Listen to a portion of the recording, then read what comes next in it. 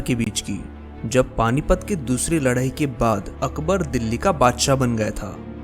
अकबर ने अपना साम्राज्य विस्तार चालू किया और पूरे हिंदुस्तान के राजाओं ने उसका आधिपत्य स्वीकार कर लिया था। लेकिन एक राजा थे जो उसकी अधीनता स्वीकार नहीं कर रहे थे। वो थे महाराणा प्रताप। महाराणा प्रताप का मेवाड़ अकबर के लिए सुरक्षा और व्यापार की दृष्टि से बहुत ही महत्वपूर्ण जगह थी। दिल्ली में बैठकर अकबर को भारत के बाहर से कोई भी सामान लाना है या फिर बाहरी सेना से मदद लेनी है तो उसके मार्ग में महाराणा प्रताप का मेवाड़ प्रांत आता ही था। अकबर ने महाराणा प्रताप को अपना प्रदेश उसके हवाले करने को कहा, लेकिन महाराणा प्रताप ने अपना प्रदेश नहीं छोड़ा। अकबर ने राजनीति के सारे पैतरे इस्तेमाल किए। कई राजपूत राजाओं को महाराणा प्रताप के खिलाफ कर दिया, लेकिन फिर भी महाराणा प्रताप हार नहीं मान रहे थे।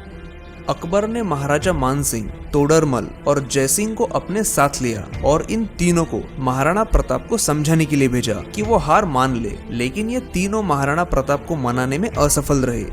परेशान होकर अकबर ने अपने सेनापति मानसिंह को 80,000 की सेना लेकर मेवाड़ पर हमला करने भेज दिया। मानसिंह की सेना में 80,000 तो महाराणा की सेना में सिर्फ 15,000 सैनिक थे। वो दिन था 21 जून 1876, जब दोनों सेनाएं आमने सामने खड़ी थी। काफी घनघोर युद्ध हुआ। मुगलों को सफलता तब मिली जब मेवाड़ की सेना का मुख्य हाथी रामप्रसाद का महावत एक तीर से मारा गया।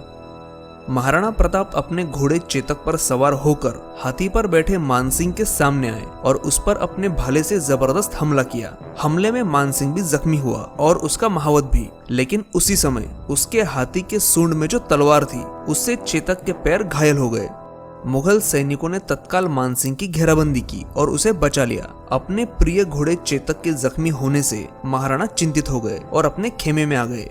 मेवाड़ के बाकी सरदारों ने महाराणा को विवश किया कि इस लड़ाई में उनका बचना काफी जरूरी है और इसीलिए उन्होंने अब रणभूमि छोड़नी चाहिए ताकि बाद में वो अकबर से लड़कर मेवाड़ की रक्षा कर सकते हैं। और तब महाराणा प्रताप को ऐसा ही करना पड़ा। हल्दी घाटी में पराजित होने की सजा के तौर पर मानसिंह को अकबर ने 6 महीने तक दरबार के बाहर रखा।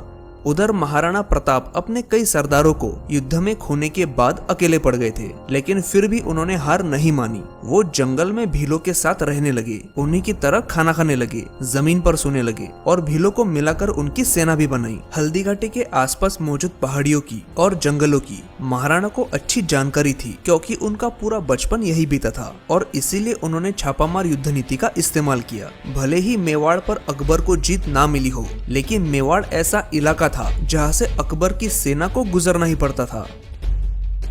महाराणा के सैनिक उस पहाड़ी इलाके में फैल जाते और अकबर की सेना पर हमला करते। महाराणा प्रताप गुप्त रास्तों से निकलकर जंगलों में मुगलों की सेना के सामने कभी भी आ जाते। मुगलों को मानो ऐसा लगता था कि महाराणा 100 जगहों पर एक साथ मौजूद है। इस तरह मुगलों का मनोबल कम होने लगा, उनके रास्ते बंद होने लगे और रसद भी एक जगह से दूसरी जगह पहुंच नहीं पा रही थी।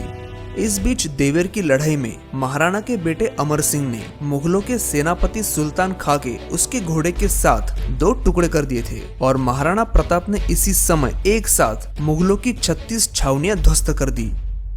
1596 में एक बार शिकार करते हुए महाराणा प्रताप को चोट लगी, जिससे फिर वो कभी उभर नहीं पाए और 19 जनवरी 1597 को सिर्फ 57 वर्ष की आयु में उनका देहांत हो गया।